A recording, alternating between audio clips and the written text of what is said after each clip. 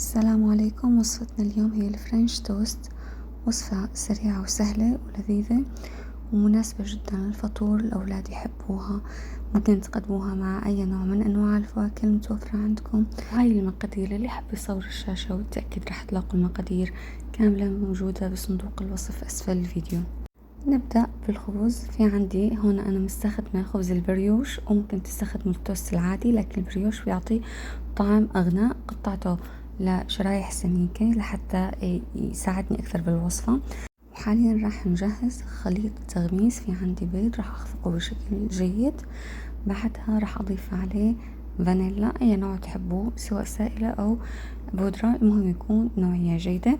بعدها راح نضيف مقدار من السكر العادي، نقلب بشكل جيد ونضيف حليب، وممكن تكون بدل الحليب كريمة سائلة أو نصفها كريمة ونصفها حليب. مقلاة ساخنة حطيت زبدة. وبخليط التغميس راح أحط شريحة الخبز وأقلبها على كل الجوانب بس بشكل سريع بحيث إنها ما تشرب كمية كبيرة. أنزلها بالمقلاة الساخنة وراح أخفف النار وأتركها لغاية ما تتحمر. طبعا أنا عندي الفيديو مسرع، لذلك انتوا تستنوا لحتى تتحمر من كل الأطراف والجهاز. نعيد العملية بنفس الطريقة. حطيتها بمقلاة ساخنة، تحمرت من الجزء الأول أو من الطرف الأول، راح أقلبها على الطرف الثاني وأتركها لحتى تتحمر بشكل كامل. وبعدها راح أحمرها من الجوانب الأربعة لحتى أتأكد إنه نضجت. وهنا أنا رفعتها على شبك، وبعدها راح أقدمها مع الفواكه المتوفرة عندكم.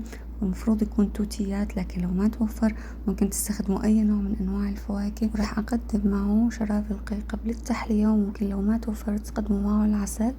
ممكن تحطوا أي نوع من أنواع الفواكه المتوفرة عندكم بالبيت أو الفواكه الموسمية، وبسهولة وسرعة مكونات بسيطة حضرنا ألذ فطور ممكن تاكلوه بمطعم أو بفندق. أتمنى الفيديو عجبكم، لا تنسوا اللايك والاشتراك بالقناة وتفعيل الجرس ومشاركة الفيديو مع أحبابكم. أهلا وسهلا.